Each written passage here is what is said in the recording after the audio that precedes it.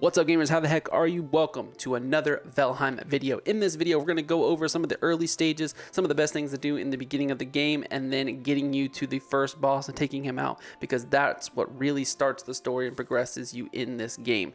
So let's get to it. So once you're dropped off by the Valkyrie and you start off in your little area, every world it's procedurally generated, so every world is completely different. So I can't give you like a breakdown of maps and things like that. Your map is going to look really different than mine, and that's going to be the case for everything. So every time you log into a new server, the map will change. That's kind of like the best part about this game, is that it's always change. Like every map changes and it's always different. It's super fun. So one of the main things you need to do is start, as any survival game, start punching trees. I would say look for these smaller beech trees right here. They are the easier ones to take down. All right, so now that you've punched a bunch of trees and you collected a ton of stone, you might notice a few creatures around the area. So the first area you start off in most games should be the meadows. Meadows is low level, not a lot of dangerous creatures. You're gonna find mainly boar, deer, a creature called a neck, and one called a grayling. These things, they can be a little intimidating at first because a lot can charge you at once, such as the necks and graylings are actually aggressive. So our boar, deer will run away from you, but you will need to start killing them for food and for resources. And once you can start punching, you can start killing. So work on taking them out.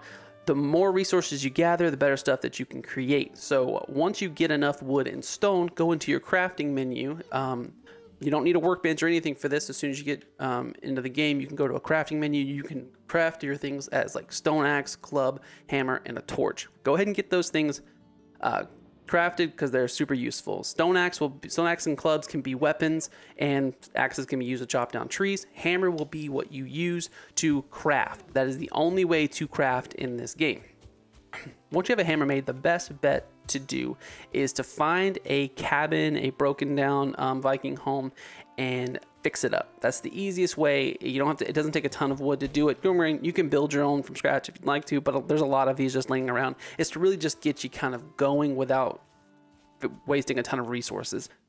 All right, once you get a hammer, one of the first things that you are going to want to craft is a workbench. A workbench is going to be the number one thing to craft in this game, because you cannot build anything if a workbench isn't present.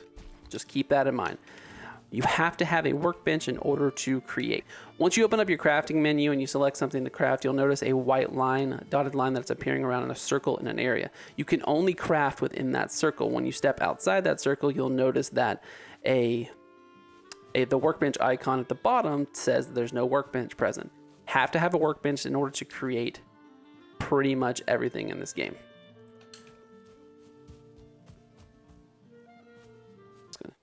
All right, once you have a crafting bench completed and once you have storage, you can start building up materials in order to create more materials, such as a leather tunic. You can upgrade from your rag tunics to your leather, and that'll give you just a little bit more armor, and it's also upgradable, so you can continue to upgrade it just a little bit. I would advise you to have at least leather tunic on and a leather cape in order to fight the first boss, just because any extra help is nice, although he is not particularly difficult. All right, now that you have a fire, you're gonna need to focus on food, getting food in your system. Once you start cooking something, such as boar meat or anything like that, you'll hear a sound mimic that it is done. Once you have that done, you can pull it off the fire. If you leave it on the fire any longer after that, it'll turn into charcoal. So make sure that you are there in order to pick it up, listening for the sizzle sound. You can also find things like berries and mushrooms out in the field that you can eat. Once you consume a piece of food, your health bar and stamina will raise.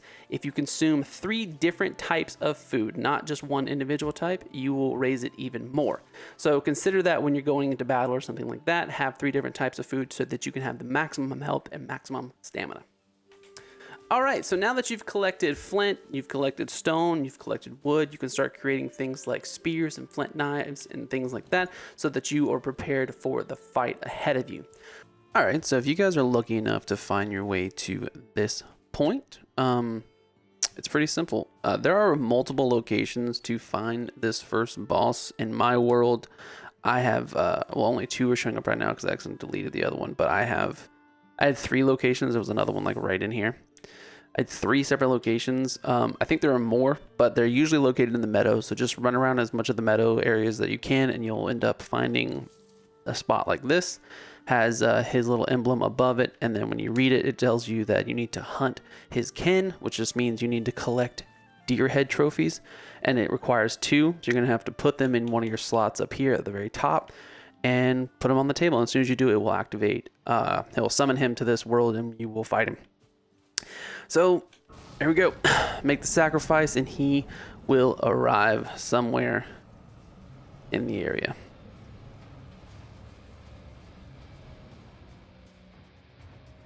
Right there.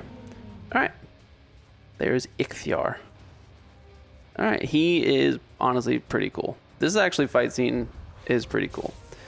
So he shoots electric blast. You got to watch out for that. For the most part, you can run up, slash him with a couple swords if you want. Dodge, roll away. He doesn't do, to me, a crazy amount of damage. He's pretty easy for the most part. He does have a little bit of a health bar, so focus on that. But you can easily just like run and dodge. And after some time, you can keep taking down like that. Just move behind him. Most of his attacks go forward.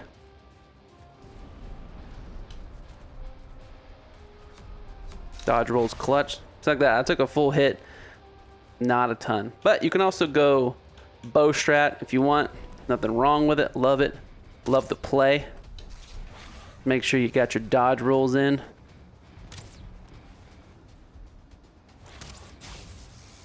Look, took a full blast of that. Nothing crazy. He doesn't do a ton of damage. I have just leather tunic on, leather pants. So it's not like I have, and I only have 2 food. So if you just want a little bit better cushion, go ahead and give yourself 3 food. You can try to kill a troll if you want to. I have troll armor, but I decided to wear leather right now just to show that it can be done with just leather. And since you're going to be killing a ton of his kin anyway, you should have plenty of hide in order to make yourself some leather. Just like that. And this is only wooden arrows. I'm not using flint arrows or anything like that, even though they would obviously hit a little bit better. So there's plenty of things you can do to make this fight just a little bit easier, but for the most part, it's pretty simple and honestly a fun fight.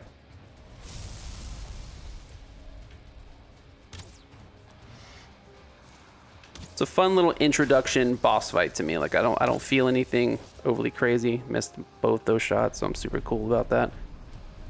Be cool. Be cool, bro.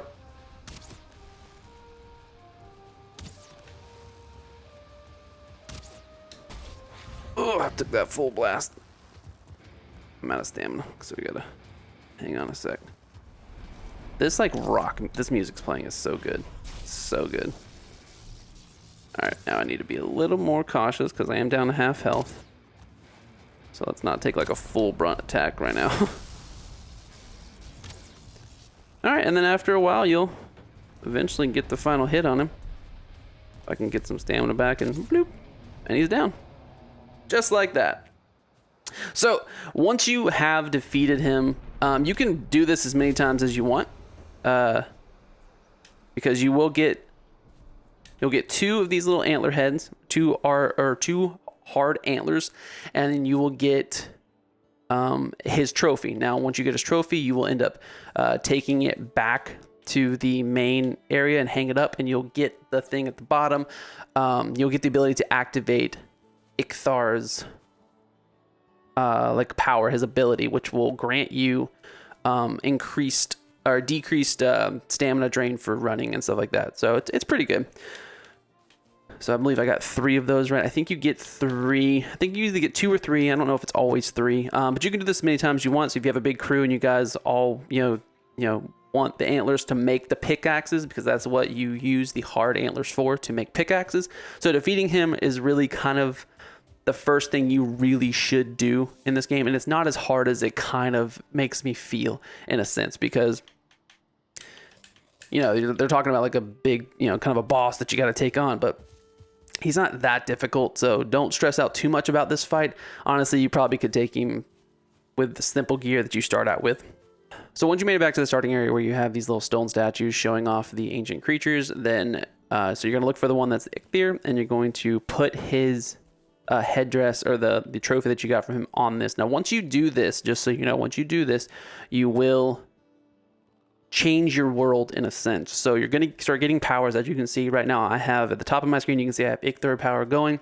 I also have it at the bottom of the screen. So the bottom of the screen is your cooldown. The top of the screen is how long it lasts about 5 minutes, and the bottom of the screen says 20 minutes for the cooldown once you activate it. Basically just reduces stamina cost for running and various things like that. So once you put this here, it will change your world slightly because it will open up the fact that you can have raids attack now. So you'll have creatures that you fought before that'll end up attacking your base. So just be prepared that you need to be a little ready for that.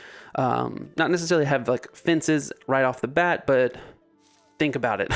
Think about starting to put up walls, fences, make sure you have a good solid house, good foundation, because once you do this, it will change your world. So once you place it here, then you can have the ability to activate that. Your world will start to change.